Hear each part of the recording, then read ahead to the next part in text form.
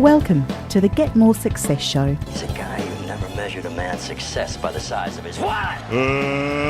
Let's get ready to rumble! It's showtime. Showtime. Showtime. It's showtime. Showtime! Let's go! And now, here is your host, Warwick Merry. Welcome to another episode of the Get More Success Show, and I'm absolutely delighted to have with me today a very special friend, performer, legend, and presenting guru, Zerafina Zara. Welcome to the show. Thank you, Warwick. Thank you for having me. Absolute pleasure. Now, Zerafina, you are a woman of many, many talents. And so what that means is the answer to the next question is going to be multifaceted, and I'm really excited about hearing about your answer. So as I ask many of my guests, how do you define success? It's really great that you asked that, and it was wonderful to get your email and think, wow, how do I define success? And it made me think about different times in my life and how I've defined success at different times in my life. So I kind of have a lot. I thought I could speak for 3 hours on this subject. And I was showing you just before too that I even did a little mind map as to... It must be the teacher in me. Kind of thinking about the success in different areas and what it means, not just professionally but personally, and also it actually means something different creatively as well. Yeah. So how do you define it? How do you define the success? And feel free to break it down, because for those of you, many of you won't know Zerafina. Zerafina she's an international musician, having toured Asia and some other places. She teaches others music and theory. She is a performance and communications coach from Forte Presence, and has run choirs and musical groups. So there's a whole range of areas as well as other elements of your life. So break it down for us. How do you personally define success? I think well, it's really hard to say in a sentence, but I think it's that I can break it all down to, if when I'm 80, do I look back and say, I gave everything I got from what was important to me, that I wasn't living another script that I'd heard, and especially it's been a really big theme for me this year to not live by default, but to live on purpose, because there's lots of things we do just out of habit every single day. We need to, because it frees up our ability to think and to be creative, to be in some kind of routine. But is it something you're drifting into, or is it something you're really choosing and challenging yourself on? So tell me a bit about your purpose. If you're living life on purpose, what is your purpose? And knowing that a person's purpose can shift and change, but for now, how do you see your purpose? I see my purpose as, I can actually distill that into one word, and I would say that's connection. So whether that's in my music, and one of the big reasons I make music is to make people feel connected to each other, but also the huge purpose music has had for me in times when I felt very alone in an experience is that somebody else understands my experience. So if I can write a song that makes someone think, I feel this, I know this, and it helps them to express it. It's about connecting them to that. And also in terms of, even when you're talking about working for a big company like Nike, getting them to communicate more confidently is kind of getting them to connect more authentically with themselves, but also to connect with each other and have better conversations and have a better quality of life. So it is a bit of a kind of a pioneering. I'm really into people having a better quality of life and meeting their potential, because people don't realise their potential for connecting with other people and for getting more out of their life by doing so. So tell me a little bit about some of your musical history. Like you've done, that I know, you've toured Asia, like Vietnam, Singapore, and that's not something like a lot of musos dream about doing that. And let's be honest, I'm not familiar. Maybe you've had like a number one top of the charts hit, but I'm not aware of that. But just touring Asia itself, like that must have been a huge success for you and very enjoyable. Tell us a bit about that.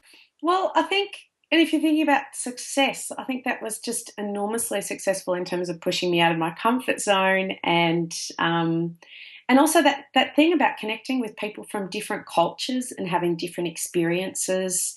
It did feel like being in the Wild West. So I was in Southeast Asia, and probably one of my favourite gigs of my whole life was one of them was in Bangkok, and another one was in this tiny bar in Laos. Um, for me, it's about the experience. That success is about experiencing something different and going outside of your own comfort zone. I had a contact who lives in Bangkok, and he runs amazing and incredible tours there. And I remember the first time I travelled overseas when I was 20, and a girlfriend of mine, I think in a card, said, "Suck the marrow out of the experience. I want you to get everything you can." And I think that's a wonderful metaphor and way of looking at, what what can I do here? So in Laos, we were we were up to a party till 3 o'clock in the morning, I think, and we're up again at 6 o'clock in the morning. And I was having someone. So Laos has a French colonial history, and I was having somebody help me with my French in a song. I forget the name of. On est bien peu d'écheuse, mon ami la rose. Yeah, mon ami la rose. I was having someone help me with my French, singing Mon ami la rose. That was probably later in the night. And then we went rock climbing in Vientiane, and there were these incredible views, and it was really scary and exciting. And I think even though you look at success, so one of my biggest successes was probably, in terms of external success, was being played on Triple J, hearing my song played for the first time on Triple J.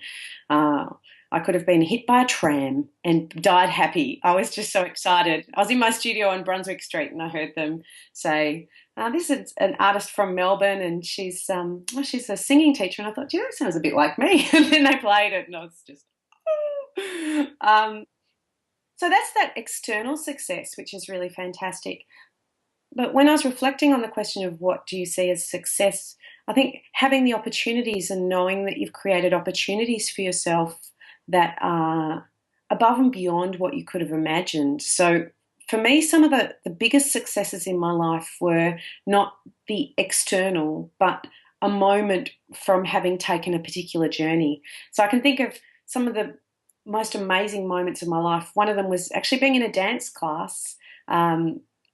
I came to dance quite late for a dancer. I came to it, I think I was all of 21, and that's really old.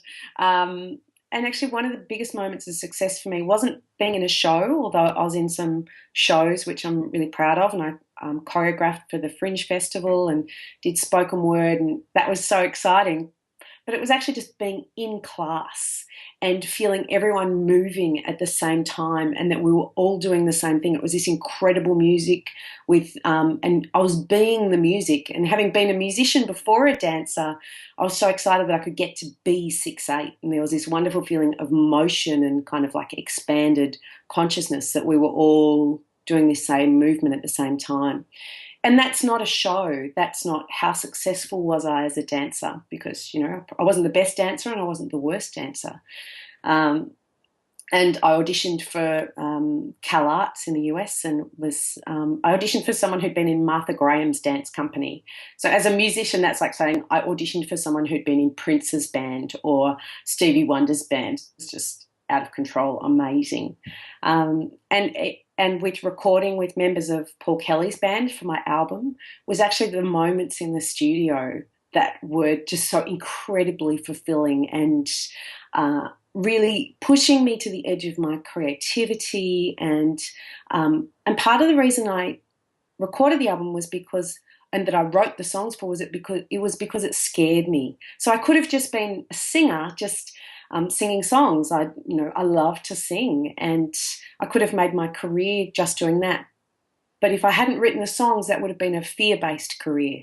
It wouldn't have been a career based on what my heart song was or what my choices were. And that's really interesting, because as a creative performer, as you are in many elements of your life, the performance is very short in comparison to all the massive preparation, the writing of the songs, the getting it right, the stuffing up the rehearsals, the laughing about it, the starting again, the doing it and then deciding, no, we want to do it faster or we want to do it slower and then speed up.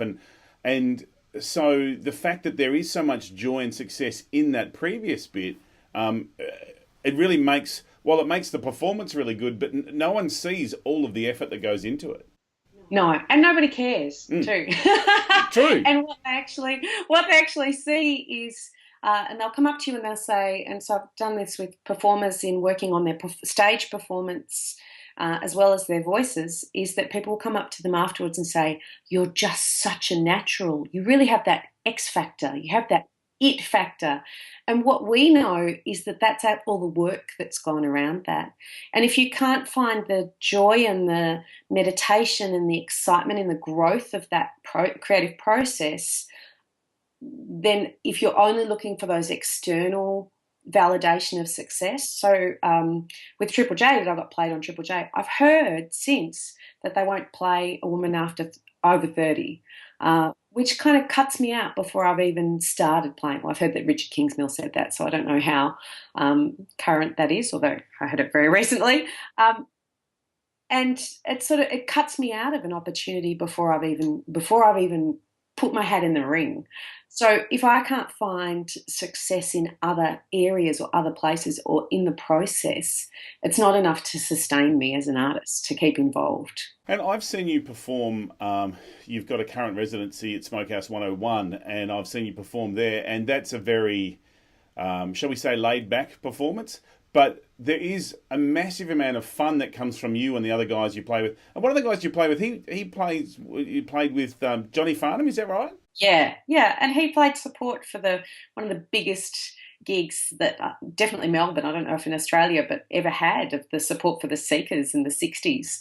So he's amazing, and that's helped reconnect me to the joy of performing too, because for a long time I was really disappointed about the external success of my album, because I didn't know that's what it was then, but I hadn't known how to market it or promote it, and it made me think that I thought the quality of the work should speak for itself. And there's something that you've said, I think I've heard you say, I don't know, maybe 1,000 times, and it's only this year that you said it, and I went, okay, I get that. It's actually true. Is you've got to be a better marketer of what you do than a doer of what you do. And that if you're not successful in the public eye, it's actually to do with marketing rather than the quality of what you have to offer. I think there's hundreds of musos with a garage full of CDs that they expectantly went, oh, this is good, let's get 10,000 printed. It's cheaper. And you just can't flog them off. No. I was talking to Beth Nielsen Chapman, who she was one of the co-writers of This Kiss, and I told her about how I felt, and I felt quite blocked from writing after not having the kind of success, because my first single got picked up by Triple J, which is fantastic, and at that time, I think that early success gave me overconfidence, and I thought that the rest of it would get played, of course, but it didn't. They didn't play any of it, and Beth Nielsen Chapman said, don't plant your seeds too close to the highway. I think there's a real being clear about the success in the eyes of the external world and your own sense of success of what you're doing. And that's also for the corporate work that I do, or the work in education, and trying to create, for me, it's about trying to create tiny moments of connection. So can I make the cashier's day a little bit, I don't know, can I make her feel like I've said hello and I've acknowledged her, and can I say something that'll make her reflect on, yesterday I was there and I said, it's much cooler in here than it is outside. It was actually much nicer inside the supermarket. Some days I think I'd like to take a trip to the supermarket just to cool down. And do that slow walk up the freezer aisle. Yeah, in the fridge section. And I consider that a huge success of what moments of resonance can you create through your day, and how can you connect better with other people. And they're tiny. You're not going to have somebody say that. I don't think you're going to have someone say that at your funeral, really. I don't know. Maybe they will. So let's talk a bit about the corporate work you do. Like you've worked with politicians, organisations like Nike around improving their communications and also their presentation skills, that kind of stuff. And you are one of the most probably researched individuals that I know of in terms of the level of the research that you do on non-verbal communications, the kind of habits and motions and ways to connect and present. So what's been the driver for you behind that? Where did you come from, oh, I want to be a muso and a dancer, to, and now it's non-verbal communications from corporates? How do they two connect? Well, I think that they're all the same thing. So that in terms of gesture, I was looking at, and I still coach musicians. So I coached for Mushroom Music and have some interest from Sony as well in coaching musicians and how they're connecting with audiences. Because that's the thing with musos, isn't it? It's like they can be really good, and I've been to concerts where you're like, really good players, but they could have been in a room on their own and no one would. I might as well have listened to the CD. Versus there's others like the Freddie Mercurys, the Bruce Springsteens, the Princes who, or Suzanne Vega, who I saw not that long ago, who was just her and a guitarist, and she was just right talking to the audience and communicate. Like there is a big difference between a musician and an entertainer. Yeah, or even someone, and it's tricky because people think of entertainers. I don't know. I think they think of razzle dazzle and about choreography, and it's really about your connection with your audience. So your connection with your material, with your song, and how are you communicating that to your audience? So how are you moving them? And that's the same thing for politicians, is how are you moving your audience? What choice of words you're using, what are you doing with your face and your body language that's going to make that happen? So the research actually came from looking at why this gesture was different than this gesture. What does it actually mean to us? And because I'd A/B those things with singers and say, well, this one feels right for what you're doing. And also having a sense of the use of stage space of not just gesture, but how are you moving? What are you doing with your body? And the more I did it, the more intrigued I became by it. I had a goofy 16-year-old girl do just something very simple. I won't talk you through it because it's interesting to me because of my nerdiness about this. But instead of getting her eye gaze, I can tell you this part of it, getting her eye gaze to look from her left to right across the audience, I got her to walk slowly, smile slowly, and look at the audience from her right to left. And suddenly she looked intriguing, mysterious, charismatic. I was really interested in what she had to say next. And she hadn't changed anything other than those things. She looked gorgeous too. Absolutely gorgeous. And there was no plastic surgery required.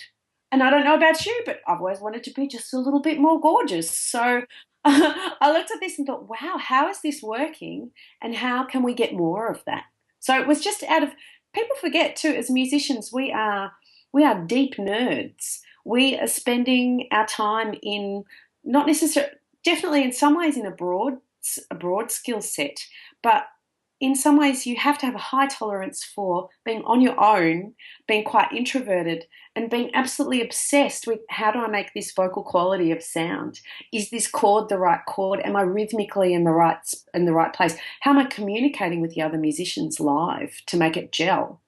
So, yeah, I think some deep nerdiness, and then seeing how that worked with corporates and how much more confidence it gave people who were definitely competent and fairly confident, but actually not connecting with their audiences. And I've worked a lot in leadership too, so connecting with their teams in a way that inspires them to be working with these people, that inspires both ways. So can you give us a couple of generic tips? And I know everyone's different, but for any leaders, managers, or aspiring leaders or managers who are listening and watching, what are some simple things that they can do that'll either create that connection or create trust or create respect or create that, enable them to be more successful in their way of communicating?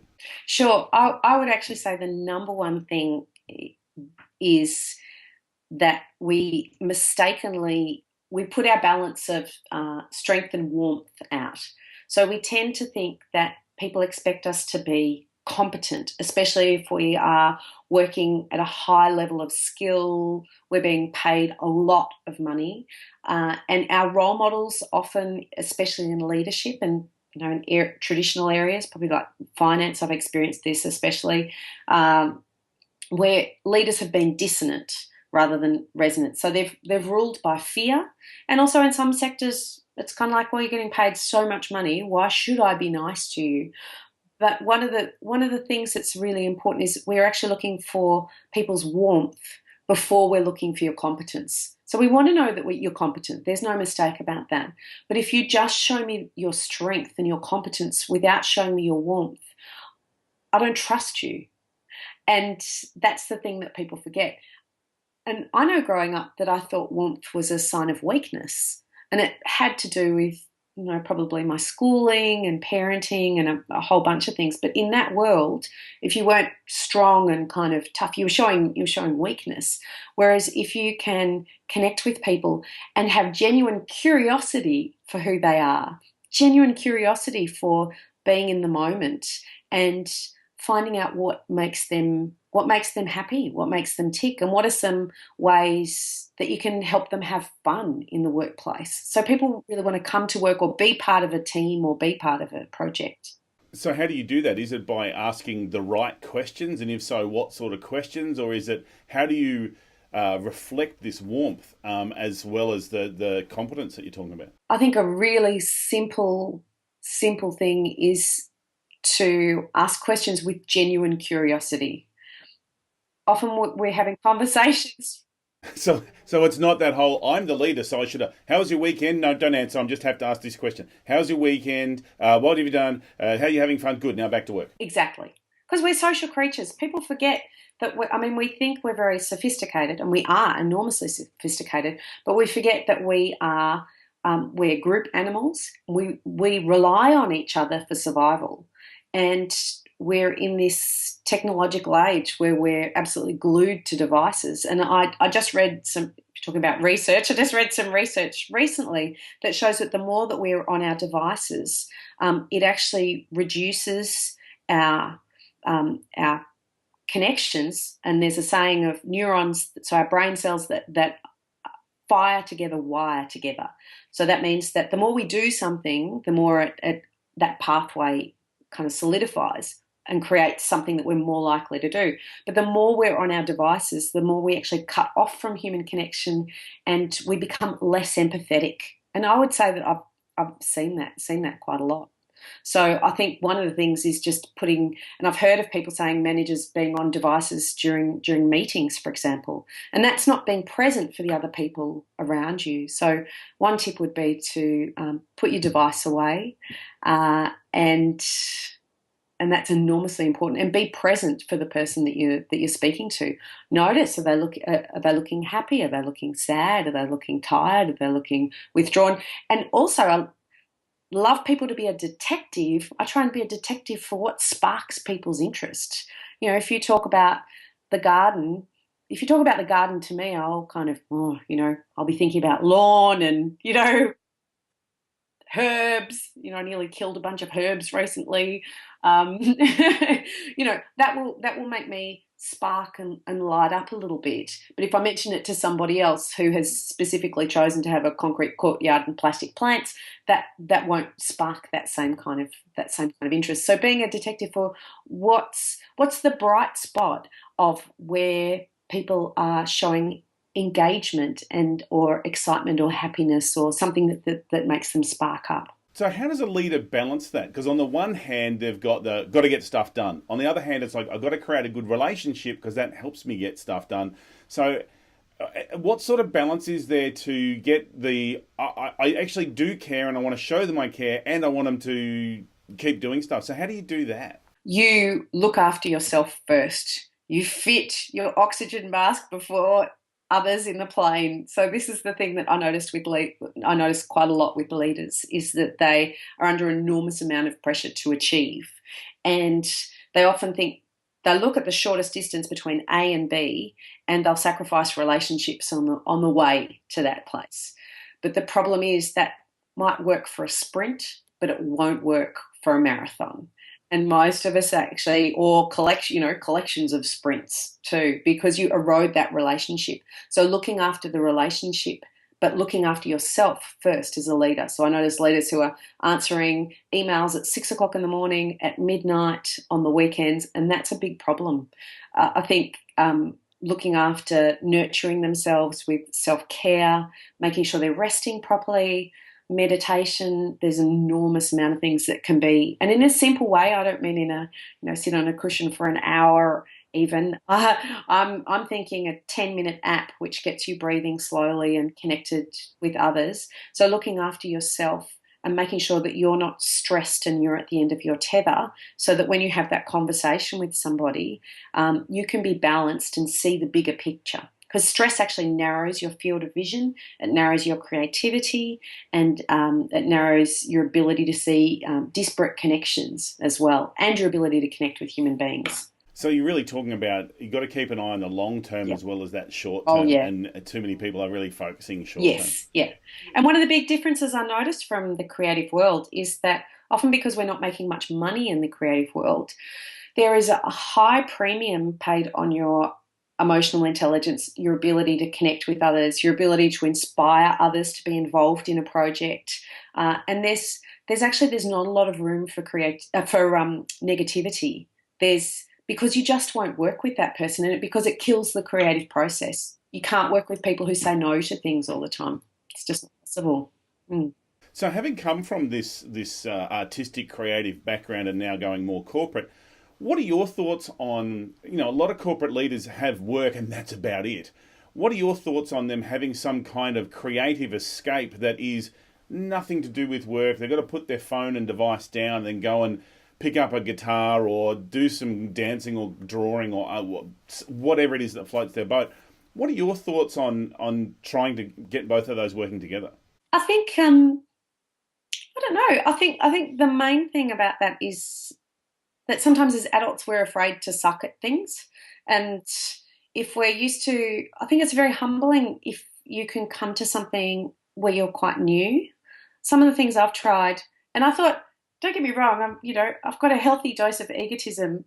I thought as a dancer I was researching it for a novel, which I never wrote, but I really got into roller derby. I wanted to set it in a roller derby context. So I thought, well, I better actually give it a go so that I know what I'm actually writing about. And I really sucked, like quite a lot and for quite a long time. And I think it's really important to be humbled by an experience where you're not the expert, where you don't know what you're doing, where you're really relying on the help of other people. I think it's great to do something you can suck at. If you can, do something you can suck at. And a variety, and again, there's the neuroscience is in on this, is if you can keep doing things that are novel, if they're new to you, like learning a language or any range of things, like if you're to learn drawing for the first time or photography, then that actually keeps your brain generating connections and new connections. And again, I think that's that thing about renewal, especially for leaders. It's vitally important, is that you're then renewed and you have fresh insight to come back to your work. And you also have a broader perspective too. You have that helicopter view rather than being in the miniature of, what's happening in the palm of my hand. So you've had a very interesting career spreading, as we've said, doing some fabulous stuff. And I've got to say, I've seen you dress up some amazing costumes and do some very cool performances. I have no shame. Yeah. No shame. And I think that's probably very important as a leader and as an entertainer, is to have no shame. It's just like, that you were saying before, being prepared to suck at stuff. And even if that means sucking at dressing up. Well, I